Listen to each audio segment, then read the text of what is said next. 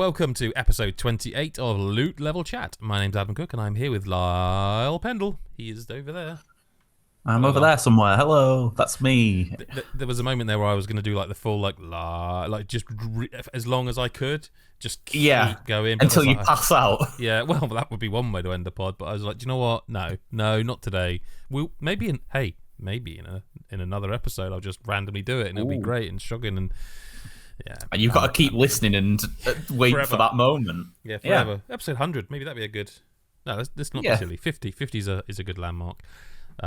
Just us this week, just you and me. Done it before, do it again. Yeah. Damn it. Done it before. Yeah, we'll do it. We'll do it as much as we need to, because you know what? The rest of those lot, they can fuck off. We don't need them. I wasn't going to go quite that strong. But fine, try and stop us. They're not here. They can't. They literally can't stop. They cannot stop it. We are here to talk about video games, obviously. I think this is going to be a very positive podcast, which is surprisingly more difficult to say than I expected it. A positive podcast. Trying to enunciate the podcast. Positive podcast.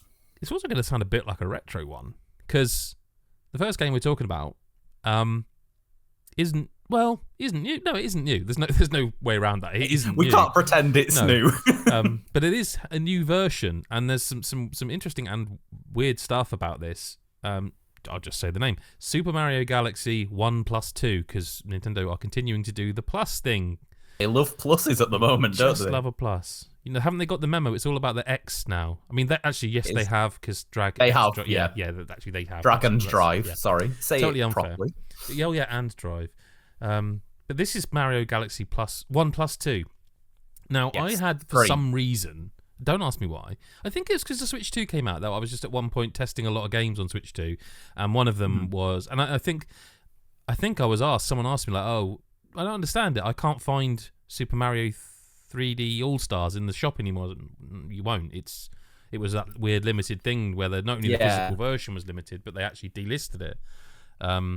But I have it because I, covered it in a past life, and I, for some reason, was testing Mario Galaxy on it. And so when this was announced, I was like, a bit like everybody else, like, Galaxy 2. I was not really thinking I'm going to play Galaxy 1 again. But, like, this is not quite what I was expecting. I was expecting this to be just that. Like that game again, and not. Then the other game. Yeah, it's really not, and I was a bit surprised by that. Like this is sharp looking. Like I played it handheld, really pretty. Yeah, and like it's also got a few things I don't know if you'll have noticed because you probably haven't played the All Stars version. But for example, no. And this might actually make people go ooh because it's one of those things. So when you get a star, you come back to the world, you get a screen pop up that's like. Your star bits, your coin count, then your star bits. That's it. Then you would normally have one saving, and like that takes a few more seconds. That's gone in this version. That's not there. It just happens down in the little corner, like a little save. There's actually a screen, like it pops up, save and continue. Do you remember how they used to be? Nintendo used to do that a lot. Yeah. With Mario games. That's just gone. That's. Yeah. So this isn't just that. If that makes sense. I don't know what else is hiding under the hood, but like it certainly looks very sharp on both TV and Yeah, it looks lovely. Are there mouse controls? I want to think mouse controllers are on it, but like okay. But I mean, it's still Mario Galaxy 1 is still a phenomenal video game. It is. Look, I'll rip the Band-Aid off. If you were reviewing this blind. For the first time, like I have, let's say hypothetically, I have never played. It doesn't have accessibility options for that, I'm afraid. No, it certainly doesn't. It's still a really, really strong game. I don't think it's a 10 out of 10 as a new. Like if you had never played it before, I don't think you would think it's a 10 out of 10. It's still like a bloody brilliant game. It's a really good game, but I mean, we, on a bonus podcast, me and you especially were a bit tough on Mario Galaxy fairly recently. So if you want to listen to that, you'll have to pay us extra money. No, otherwise, like me, please like me. Oh, okay. Sorry. Yeah, don't do that. Please do listen. Patreon.com/lootlevelchill. And he said chat. Yeah. But yeah, no, we weren't like hard on it. We weren't like, oh shit. No. We just like not as. It's talked about in sort of. I find it's talked about in the same sort of hushed circles as Mario 64. or even Mario Odyssey. Or Mario Odyssey, and I think this actually is. You can really see in Mario Galaxy 1, you can see the 64, and in Mario Galaxy 2, you can almost see the bit more into the future with stuff. Like it's. I think that's very true. Yeah, and and again, yeah, like you say, it's not a bad. Like I think this is like my least favorite 3D Mario game, the first Mario Galaxy. But I think like in general, it is also like. If I was going to score just that on its own, I'd say it's like an 8.5 out of 10. So obviously, still a great game. It's probably my least favorite for just a few different reasons. Some of them are, which we'll definitely get more into, the motion stuff, which I know is a part of that.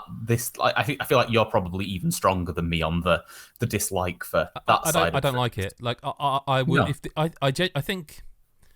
It's weird though, because I was about to say then, I think if they did a version that had none of that and it was just a Mario game with controls on the stick and that, it would be a 10. I'd still think there are a few camera issues.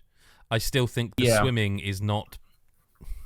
It's been improved. Like there's no, and it should have been. Yeah, 100%. I mean, it's what 3 consoles ago. Wii U, Switch. Yeah, that's right. Yeah, so like it has been improved. Again, it's not awful, but it has been improved upon. Like look. Blowing minds here with a fact, but it factually is a better experience swimming in Mario Odyssey. It is. Wow. I know. I'm sorry. I'm just turning heads there. But it's fine. I just still feel that even now, there's no perfect way to play. Well, I think the true to the original with Switch Joy-Cons in hand. Like I actually think that's a better experience than using the Pro Controller, which is fine. But you are like moving, like a pointer. Whereas if you think back to the original, there is a joystick in your left hand and a pointer in your right hand, which has a jump button on it essentially. And that's what the Switch 2 Joy-Cons become. So I actually think it's even in handheld. I like to use the stand, and I'll play it like that because you don't have to point at the screen now. You can just like hit R and it centers, and I think that's great. But it just still doesn't feel like they've hit the absolute sweet spot for the motion stuff. No, I don't think so. And I think, it's like you said, like there are a few different ways, because I played almost all the game in handheld, because I always do, and I didn't use the stand. I did it attached to so it was the like full on 1 unit full handheld. One unit handheld. And like there are like sort of a couple of ways to control the motion stuff, in that like you can tilt the whole console for the pointer basically, and you use the R button to center where the pointer's pointing. So that's sort of like a way to do that, and it's a little bit fiddly, and it certainly takes some getting used to. But at the same time, when you're doing it with like like the star bits that you collect on like every level that are just sort of around, I found that fairly easy to grab them, because I just sort of like get used to just sort of doing twitchy little. If I move about, so I'll get most of them. Like that's not good for audio people. You're like moving the console as I'm moving the console. I have played it the way you're suggesting, but I would then touch the screen for star bits. Yeah, that's another way. Whereas I found that a little bit like it's taking my hands off the controls. Oh, it's not ideal at all. Appears. Yeah. But then there were some bits of the game, like there are levels where you're in like a bubble and you have to blow the bubble around, and you use use the pointer to point next to the bubble and blow in that direction, basically. And for that, I would just use the touch screen, because it was a lot more. So how does that work then? You just put your finger on the touch screen where you want it to blow from? Yes, just because I will say this. I think people have got maybe false memories of the fidelity of the Wii. In terms of the pointer, like it wasn't bad, but like I played that bit like it was a Wii, like the Switch Joy-Cons. No, I didn't. Sorry, I had this Pro Controller and I was just doing that. And the fidelity of that thing is like, it wasn't like that. It just wasn't like it. Not again, not bad. The Wii. Oh my God, what was the cool thing called you popped on the bottom? Wii Motion Plus. Motion Plus, yes. But that did improve it a lot. I don't even remember now if that was a thing you could do with Mario. But like the precision is great. I never thought of doing that. That's a cool way of doing it as well. Yeah, it just sort of means that you're sort of using various methods depending on the level you're on, and it's always a bit like, let's try and figure out which one is the most sort of acceptable, not the most like perfect, the most all right, the most like I can make this work and not have to worry about it.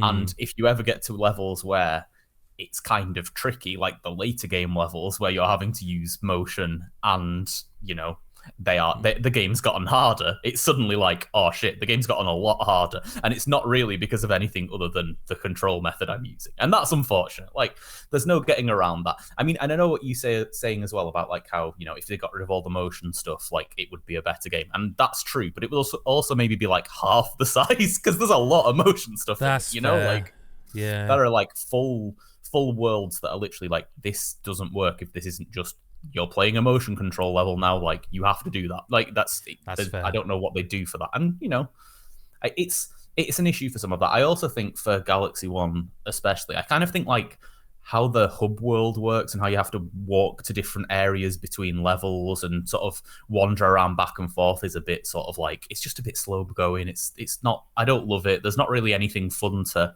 find. It's not like, Peach's Castle in Mario 64. Well, I was going to say, it feels like it's trying to do 64, but 64 felt like you were really exploring, whereas Galaxy is like... It's all there. It's that bit's dark, so at some point you'll be able to... At some point you'll see that in the light, and that's all right, isn't it? Like, yeah. It doesn't really do that, whereas I think why Mario Galaxy 2 excels is it basically scraps all of that in that, like, there's a hub area you can explore, but there's also just a map where you go to levels, and that's great. And I think the levels are all just a bit better, and I think Mario Galaxy 2 is a big step up in quite a lot of ways, and I'm really glad that we get to play it now. Like, it's not just been shoved away to the days of the Wii, and that's it's kind the of only mad, way right? That Nintendo until now, who own Mario, had shut one of the... I'd have to double check, but I'm going to guess that one of the highest rated games, certainly of that ilk, of that era. Oh, surely, yeah. You want to play it? Yeah, sorry, go play the Wii. It's the Wii. Like, that's it. That is the get way it out of that you play box it. in the attic. And... Yeah. You've obviously got it still installed because you love it that much. But like, it's kind of mad in a lot of ways that game's been locked away. So I do understand the complaints about price. Like, I can't. There's no part of me that can go, oh no, it's because like. I don't know, it's weird. It's weird to talk about these because they are big games, but they're not like Mario Odyssey 999 shines. Like, if you want to get everything, there is a lot. It's going to take a while. Yeah. But sort of also, I saw a weird. When you're just scrolling and like you'll get something pop up and it just catches your eye. I saw a weird thing, and I literally can't shout out who it was because I just saw it and carried on, but it stuck in my head a bit. I saw someone who put together, they timed how long you weren't playing. So like when you come out, when he flies out of the galaxy, when he gets a shine, and I look, it is a bit miserable to be like, oh, for God's sake, Mario's got another, star. I don't want to see that. Like, it is a bit.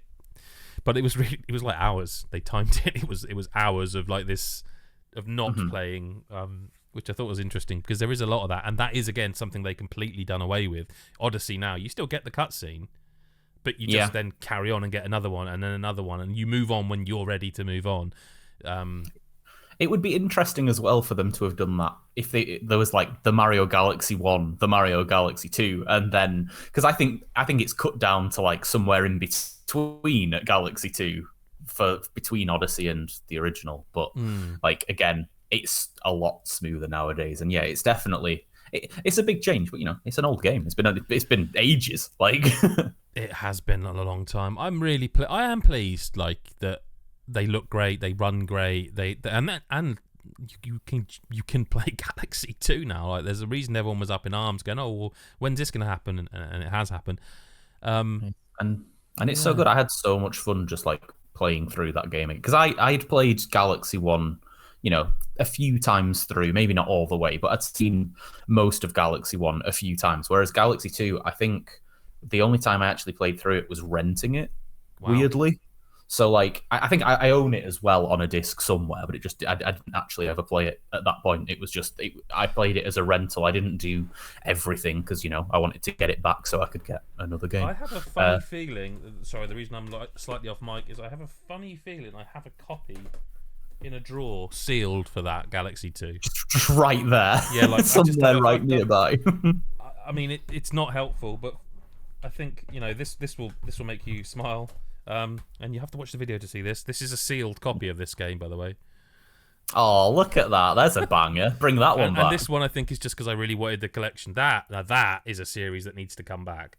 Yeah, you are a big fan. Yeah, I just think Nintendo sits on IP a little bit too much sometimes. And it was Punch Out, by the way, for those who just really don't want to go. And the one before that was Metroid: The Other M, which is best in the series. Well, be better than Prime 4, won't it? It's sealed. I've never played it, so you'll never know. I probably never will. I'm not about. I don't think I own a Wii now.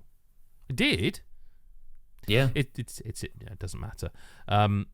Mario Galaxy though, like generally as a collection, just joyous, I suppose. Is yeah, absolutely brilliant. Like I remembered liking Galaxy because I hold other Mario games in such high regard, and liking Galaxy less. I remember I was not as excited to play through the first Galaxy, and I played it again and was like, oh no, it's really, really good actually. It's a lot of fun. It's very creative and exciting, and like all the different the bee suit and the cloud suit and all these different the spring and all these different fun outfits and stuff and things that you used in different levels. I just think there's so much variety, there's so much creativity. It's a lot of fun. You can see a lot of how Mario's evolution happened through both of these games and even between these two games. And 100%. Yeah, they're just fantastic. And Galaxy 2 especially, which I think is the main game that everyone's excited to be playing from this bundle. It's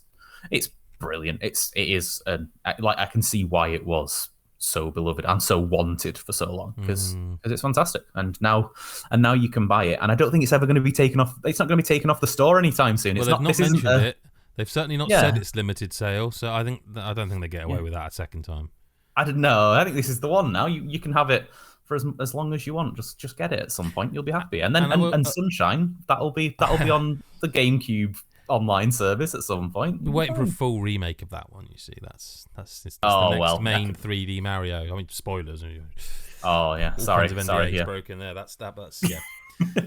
I just to mention as well, if you aren't sure, you can buy them individually. If you're like, I already own Galaxy as part of 3D Stars. But as I say, listen, it's the same game. Like these tweaks amount to small things overall. But I will say I was actually taken aback by how clean it looked in terms of a visual sort of do-over. I think this texture's been touched up. It really, when I started playing, I was like, oh, okay, wow, that's.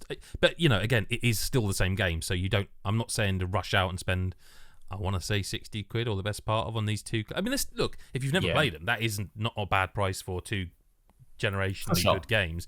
If you have, and especially if you own one already and that is perfectly playable on Switch 2.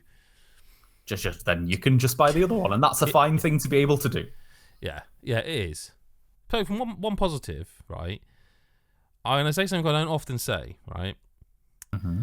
I've been playing Hades 2 on Switch 2, actually, funny enough, where it is like... Yes. I love it on Switch 2, yeah. That is where I am also playing it. Yep, fuck it, I'm going to say it. This is as close to being a perfect video game as I've played in a very long time. Like, it is... Like then that's not. I don't even think that's that wild because people who played the first one will expect it to be good. I played Hades 2 when it first hit early access, and it was one of those where because Hades existed, I was able to go play the early access. Okay, it still feels as good. I'm going to pop you over there on my digital shelf, and I'll play you when you're ready. 1.0.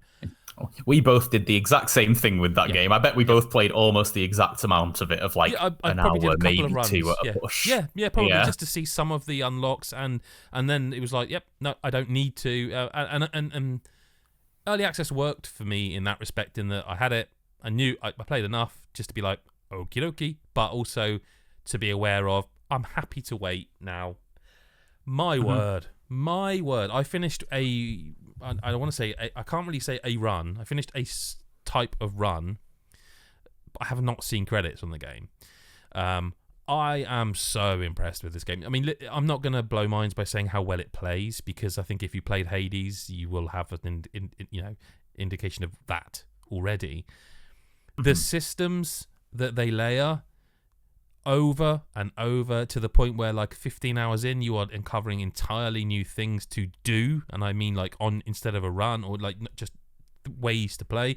The fact that nearly 20 hours in, I'm meeting new characters to converse with. The amount of clever ways that, despite the fact you are just seeing a small text box pop up on screen, it is reactive to what you are doing, to what you have done, to how often you converse with people.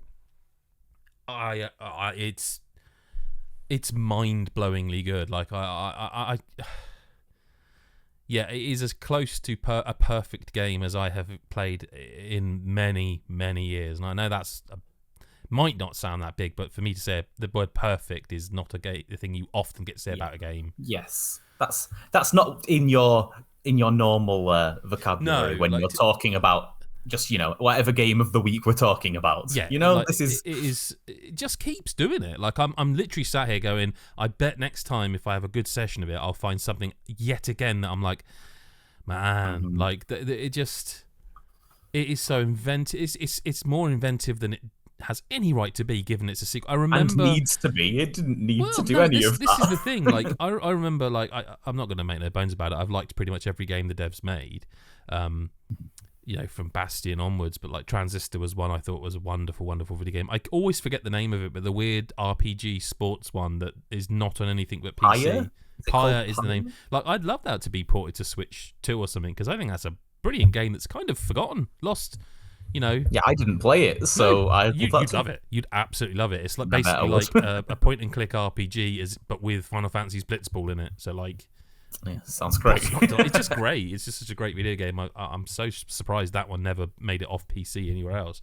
And I remember when Hades 2 was announced, I suspect there were a few people who were a bit like, "Are you making a sequel? You guys keep..." And it's like, no, they've absolutely earned the right to go, this game was really successful, we're going to make another one of them. Like, it's not like this is, EA making FC 26 or something and they're just making a new one every year. Like, when the dedication to the craft when it came to Hades and completing that game and supporting that game earned them the right to go, that did really well, we want to make... And it's got a story to tell. Like, I don't know how much you've played. Yeah. I haven't played nearly enough, I'm not going to lie. Like, I can't pretend that it's a game that the bits of it I have played, the couple of hours maybe of it I have played, I've been like, fuck, I need to play so much more of this. Like, I need to... Like, this is going to be very, very easily in my top 10, even from the bit I've played, and then from everything I hear from you as you just delight more and more in like this game that you are using the P word about. Well, the reason I said that, by the way, is because often when people see 10 out of 10s, like you look in review threads on Reddit or something, it's like, oh, the perfect game. 10 out of 10 has always to us meant like highest possible recommendation, because if something has to be perfect to get a 10, it's kind of an unobtainable thing, because someone will always say it would be perfect, but this is... There was a moment, right? Not a spoiler. I guess if like the smallest of small mechanical spoilers. When Steve was reviewing it, he mentioned to me, so you can give gifts. This isn't a new thing, but you can give gifts to the gods and the characters and all this, and improve relationships. And the one thing he said, and this is again, he knows this obviously when he reviewed it, but he didn't early on, is it would be nice to be able to tell, oh, have I given them a gift already? What's the system here? As you progress deeper into it, you actually unlock an incantation that does exactly that. But not even... That's not even enough. Like, it's as if to say, that's the sort of thing, well, I'd expect that. That's a mechanic, let me have information. It even goes so far as, you have like a book of stuff that talks about the characters, the enemies, blah, blah, blah. If you... say let's just say Poseidon, just whatever, I like him, he's sort of sarcastic and funny. You go up to him, there's a boon there in the game world. If you go up to that and press up on the D-pad, it literally will open the book thing on his page, showing at the bottom underneath the text of like, Poseidon would welcome a gift tonight. And you're like, so not only did you think of the thing, I would have been like, well, you forgot. Oh, okay. Oh, no. Not only did you not forget to do that, you did it and then went further with that. And that little thing is replicated in so many systems where you're like, oh, I wonder if... Oh, yeah, you can. Okay, that's kind of cool. Like, even the God mode stuff, it's not new. They had God mode in it. I just think they've hit upon something that should be copied. Rather than go God mode means you just can complete it on your first run, because that isn't... I don't think that's the ideal fun way to finish a roguelike, is to just go, fuck it, this run was too hard, God mode on, oh, I finished it, credits, great. if you want to, sure. Like you can't, I don't think, in this one. God mode, just every time you die gives you like plus 2% shield or damage like mitigation. Yeah, it's just like it basically means that you are always progressing that little bit extra to make sure that you will at some point definitely do all right and win, you know? And even that, I've not seen that sort of... I'd copy... Like, you know, I remember when everyone was copying like the Gears of War Active Reload or the Prince of Persia map thing we've talked about many times. This is the thing. If I was in the genre, I'd be like, yeah, I'm having that. That's great. That's great. Yeah, we need that. That's so good. But everything, you know, everything about... I could genuinely wax lyrical. I'm so impressed. Because, again, I don't think that this dev's got a lazy game in them. So I don't think I ever expected that. But you could easily go, but it'll be fine. But they just haven't. There's no point I feel like they've gone, ship it. Like it feels like at every point they've done the opposite and gone, hang on, before we ship it, what if? And then they've delivered, and there's none of them so far where I've gone, why'd you do that? Like every part of it, one thing I do remember about it, and I think Hades had this as well, but my memory's crap. So in Hades 2 as well, you get like tools, pickaxe, shovel, fishing, and you unlock them as you go. In the early access version I played, you chose. You could only take one, couldn't you? Yeah, and they've changed that. But the community were like, that's kind of annoying because like it's not my fault if I run into a fish and I took my shovel, and they're like, yep. And again, I don't want to go too far into it, but there's just these touches. Like, so you can get familiars through one of the incantations, and one of them's a cat. And if you take this cat with you on a run, when you do the fishing minigame, it just catches the fish because it's a cat. It loves fish.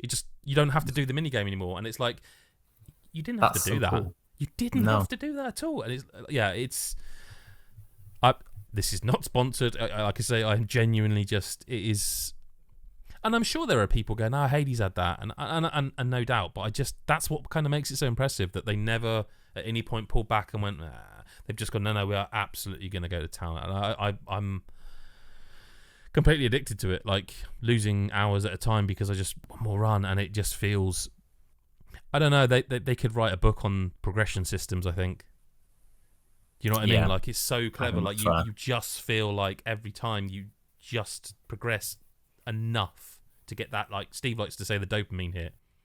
It is magic. Every single run you just feel like just enough. Yeah. I think it's going to be a game that we're talking more about later on in the year. Yeah, I mean, it is officially out this year. And it's so good on Switch, by the way. Switch 2, sorry. I can't speak for the original Switch's performance. I don't know. On Switch 2, it is like, I think it's got 120 FPS mode if your telly has that for the dock. I think so, yeah. But like handheld, 1080p, 60 FPS. This looks beautiful. Oh, God, it made me go back. This is why I was mentioning their older games. It made me go back like through the eShop and look at their other games. It's like, man, this is a studio that has some chops when it comes to like art direction. Like every game, not the same, definitely has a style. Yeah. But like, I mean, I remember Transistor and falling in love with that game. Like, and yet now I can barely remember it apart from thinking it looked amazing and the soundtrack was badass.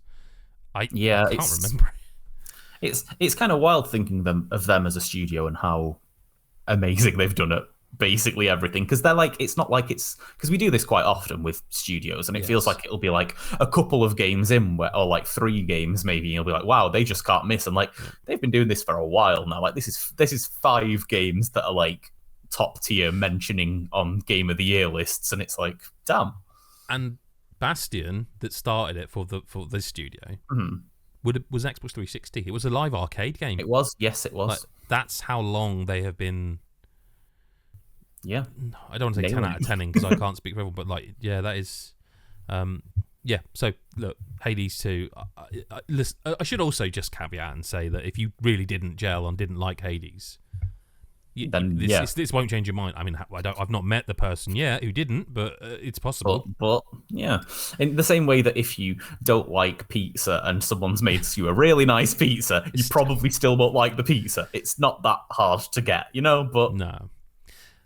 Lastly this week, and this is, I think we're going heavier indie-wise. I believe so. Almost certainly. I've seen this game described in the same hushed tones as Balatro. Yes, probably by which me. we're both fans of. I think you're a bigger fan than me, but then I think you're a bigger fan of most. I mean, if you're watching the video version, there are literally Balatro cards above Lyle's head. There are, yeah. They're just up there. I can see the Joker on the far right there, or left, whichever way you're looking at it. And there's some Vampire Survivors ones there as well, just in case. That's pretty cool. I didn't know that. But this has been, described. I think you, in fact, described it as us. There's so many games at the moment, by the way. It's not me, I didn't really read Lyle's review. I just can't remember more than yesterday. It was like at the 2 moment. weeks ago. That's generous. I think it could be a month at this point. I've not said the name of the game. Lyle, tell me, because I haven't played it, what is CloverPit?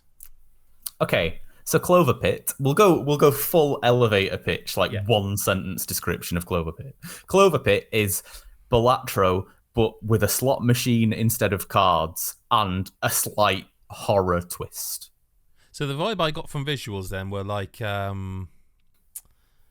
can't remember the game. What's the shotgun one there? Buckshot Roulette. Buckshot Roulette, yeah. That's the vibes I got. Or I'm actually genuinely spacing out on every game name right now. The card game where you go off into the woods and it's really popular.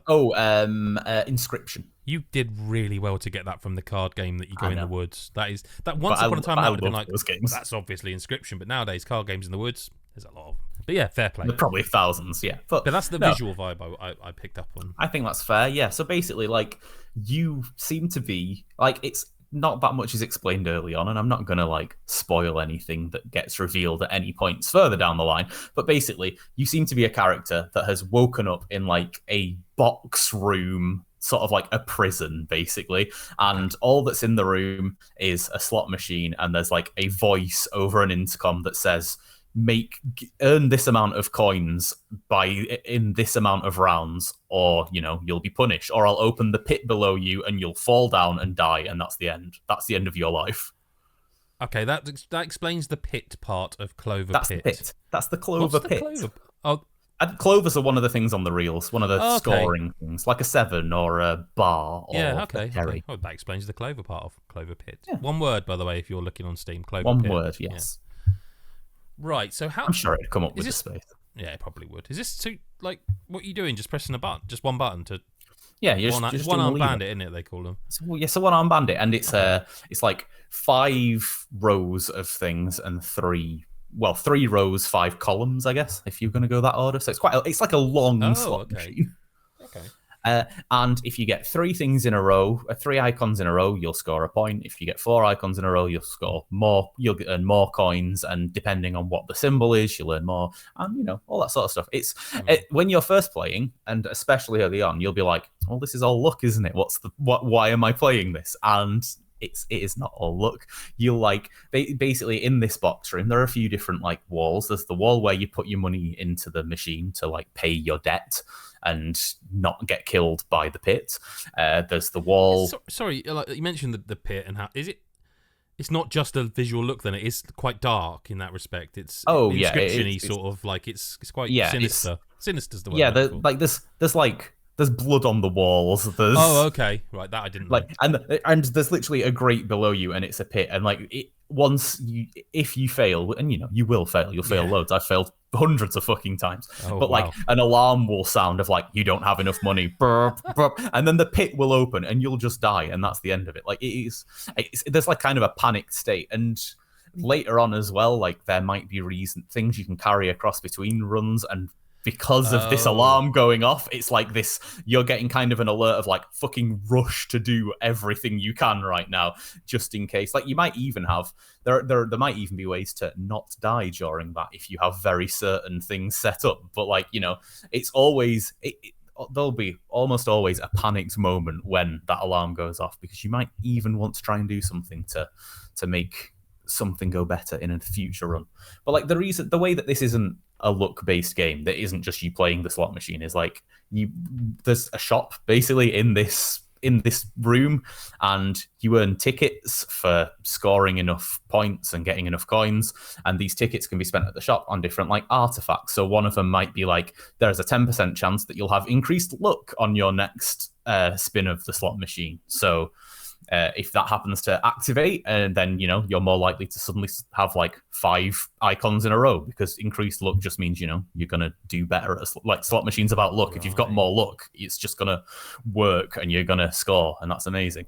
Or you might get certain things where it's like, if you get this certain pattern of icons, then they'll suddenly be worth more, or this symbol's worth more. But this all sort of lends itself to finding different builds of having these different like artifacts that all work in tandem. Like, so the sort of mythical luck stat, it's not like a vague RPG thing of like, maybe there's like a 1% chance more to get a critical hit now, or what you'd expect from years of Final Fantasy and the like.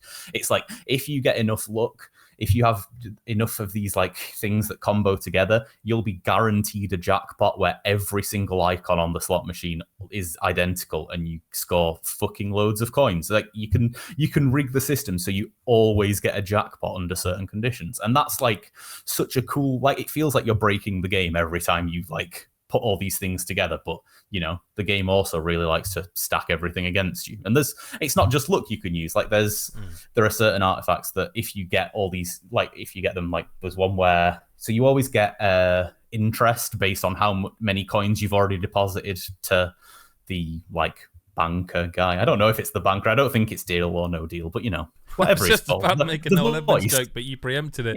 Yeah. I did. Sorry. No, sorry, I didn't have one. I was going to try, but there was none. So that's quite Balatro, isn't it, in terms of the interest? Yeah, so like maybe you can get an artifact that is like, okay, well, you get 10% extra interest, or your interest, you get like double interest if you get so many like different scores on one single pull. So if you get like 3 different lines of 3 symbols, you get an extra stack of interest, and like suddenly you're making it so that you almost always earn enough money just passively that you don't really need to worry about the slot machine. And it's just so clever how all these things come together. And alongside that, the fact it's just got this like fucking badass brutal theming of like, you are trapped. Like, it's in this box, it's also like, it's not all just things that are important. Like, in this box room, there's also just a toilet, and at any point you can just click on the toilet and you do the biggest shit ever, and there's the loudest. I thought you were going to say piss, but no. No, just you just sit on it. There's just a massive huge fart sound, and it's like, well, there you go, you needed a shit. You just wanted to do that in the middle of this you're gonna die situation. I mean, if I was scared and thought I was gonna die, I'd probably need to shit more. Like, I think that would activate something inside me, if anything. Yeah, the stress would. Yeah, I won't go into it, but yeah, it would. Yeah, I'm sure it would. But it does. Yeah. I mean, it literally does. Yeah, there's a simulator all of a sudden. Yeah, it is. It's really good. It's like so compelling. Like, I didn't need this. I didn't need another one that's like, especially because it's a roguelike, isn't it? Obviously, and it's like, it is a roguelike, yes. And I've sort of already addicted to a few of them. You are, yes, and unfortunately there are more. I could talk about so many this week. Yeah. But CloverPit it's effortlessly cool. It's incredibly compelling. Like, while I had this game and about 5 other embargoed games that I had to review before it, there would be like, I'd be playing another game and I'd be like, what if I just pause this for a moment and I maybe have a few little runs of CloverPit? And it was the game that just kept making me be like, oh, I'm getting distracted from these like other banging games that I really want to play, because I just want to pull the slot machine. Like, I just want to gamble. I just want to hear the little voice every time you go to the slot machine that just goes, let's go gambling. And it's just like, yeah, I do want to go gambling. I fucking love gambling. I've just seen, actually looking for it, just because I was trying to remember because it's just Steam, I think. I think so, yeah. I think so. And apparently 500,000 copies have sold. Yeah, it's doing really well. I don't know if that's true, but it's certainly done well. They delayed it for Silksong. I forgot that. Was a thing I remember, because we had it we were going to review it, and then they were like, hang on, we're actually going to delay it. Like, give it a couple of weeks. Yeah. So I've had it for ages. Yeah, but it sounds like it was an enjoyable ages. It was it was a nice thing to have for a long time. I'm gonna have a go on this. Like this, this does feel like another Balatro success story. I think it does, yeah. Before we sort of close out a slightly short podcast this week, I did want to get your thoughts on something because I know it's a game you've been really excited for. We normally, if we do news, we do it up at the start, but I just wanted to gauge if you had any. I suspect you're probably going to say the same thing I do, but Mina the Hollower has been delayed. It was coming end of October, and now it hasn't got a date. And they've said, and I spoke to them via email as we record this yesterday, they said the same thing basically, like it is not a big problem. It is polish, which is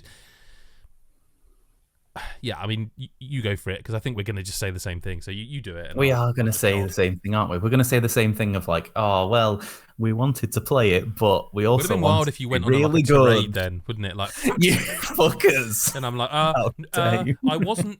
No, it's just the Nintendo thing, in it. The quote I'm not going to try and get right because I always get wrong, but is it the Miyamoto quote?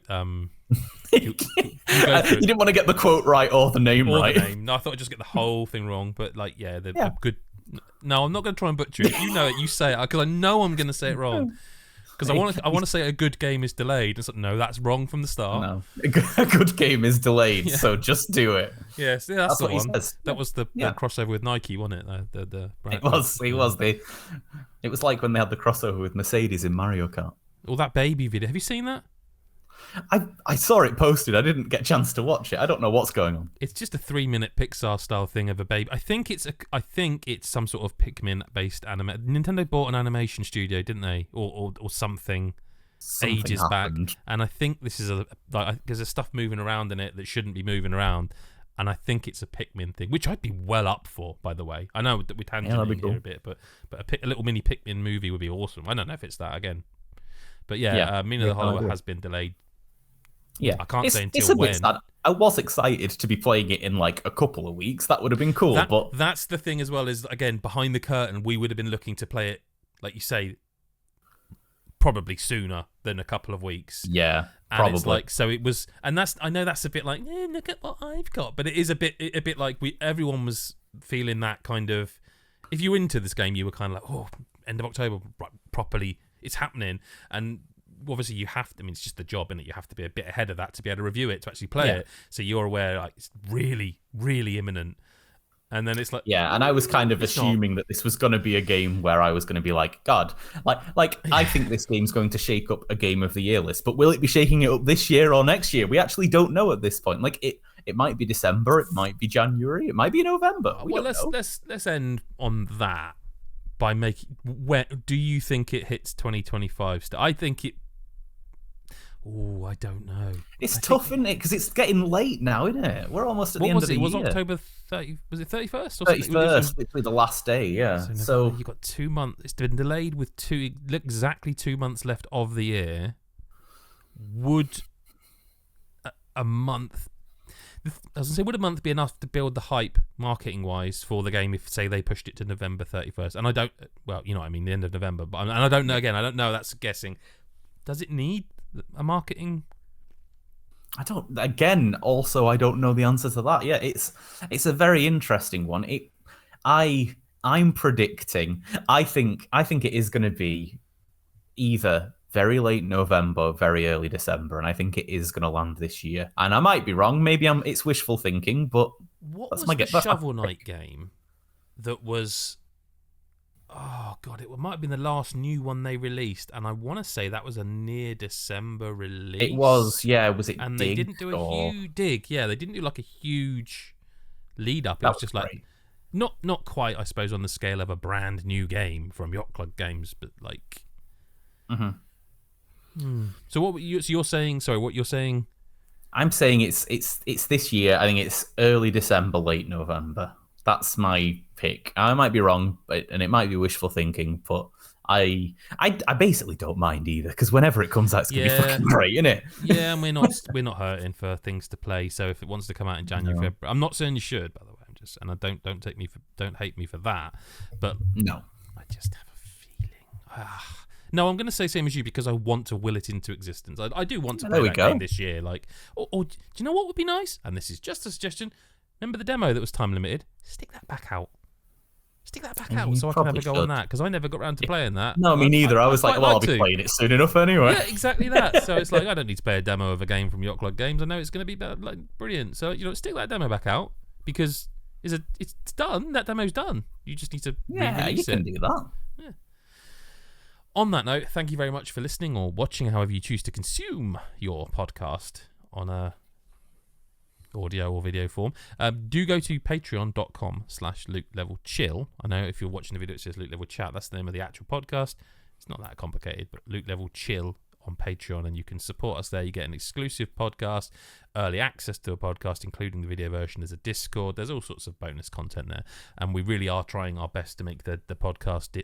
It's called LLC DLC, Luke Level Chat, downloadable content, extra stuff.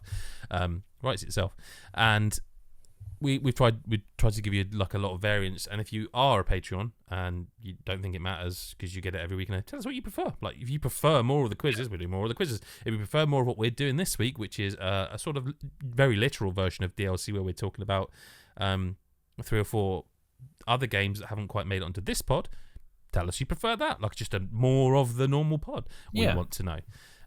Otherwise, make sure you subscribe, like, comment, thumbs up, share, whether you're on Instagram. No, I don't know why I said Instagram, because everyone talks about Instagram.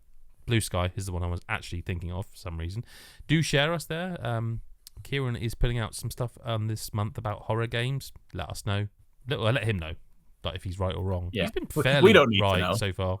He's done better than I expected, but I think he's gonna shit the bed at some point. At some point he'll just put Power Wash Simulator on there as a horror game for you.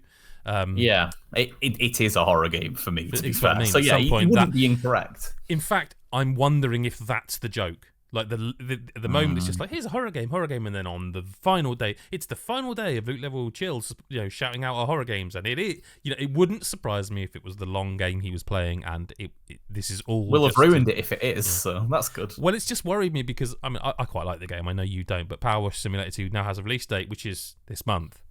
And so now he's willed that onto the fucking podcast now as well, hasn't he? It feels like he's played a blinder, if I'm honest. If it turns out, by the way, he's done that, do you know what I mean? Because that is pretty good. But yeah, do subscribe, do all that stuff that I've mentioned that I won't bore you with again. Thank you to Lyle for being here, and we'll talk about some more big games next week. Otherwise, we'll speak to you on LLDLC, where you can hear about some more stuff.